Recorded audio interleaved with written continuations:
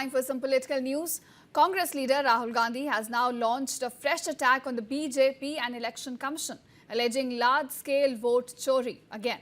Now, speaking on the issue, Rahul Gandhi said that Congress has a lot of material and will continue to show the youth that Narendra Modi became Prime Minister through Chunav Chori.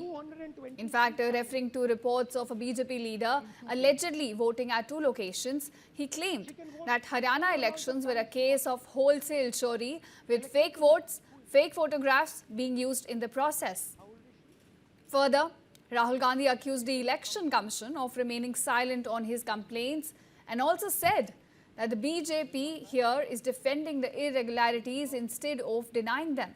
Let's listen in. देखिए simple सी बात है मैंने presentation में दिखाया कि हरियाणा का जो चुनाव है वो एक्चुअली चुनाव ही नहीं था, वो होलसेल चोरी हुई है। और आप नोट कीजिए कि जो मैंने एलिगेशंस रखे थे, फेक वोट, फेक फोटोग्राफ, इसका कोई रिस्पांस नहीं आया है, ना इसी से आया है। बीजेपी इसी को डिफेंड कर रही है, मगर जो मैंने कहा है उसको निगेट नहीं कर रही है। छोटे छोटे एग्जांपल्स मीडिया उठा रही है कि भैया ब्राजील की औरत है, उन लोगों ने वोट किया। अरे भाई, ब्राजील की औरत की फोटो है, आपने वोट कैसे किया? आपकी आईडी नहीं है, आपका चेहरा नहीं है उस पर, कैसे वोट किया? राइट? तो रियलिटी क्या है? रियलिटी है कि नरेंद्र मोदी जी, अमित शाह जी और इलेक्शन कमीशन मिलकर संविधान पर आक्रमण कर रहे हैं। संविधान कहता है 1 मैन 1 वोट।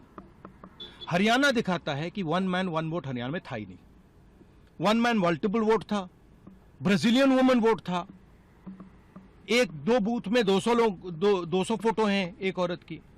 तो और यही काम बिहार में ये करने जा रहे हैं। ये मध्य प्रदेश में इन्होंने किया है, ये छत्तीसगढ़ में किया था, ये हरियाणा में हुआ है, ये गुजरात में होता जा रहा है।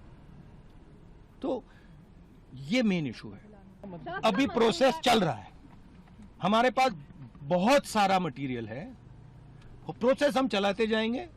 हिंदुस्तान के जेन जी जो हैं और युवा हैं, उनको हम क्लियरली दिखा देंगे कि नरेंद्र मोदी चुनाव चोरी करके प्रधानमंत्री बना है, बीजेपी चुनाव चोरी करती है। क्लियरली बता देंगे, कोई डाउट नहीं होगा।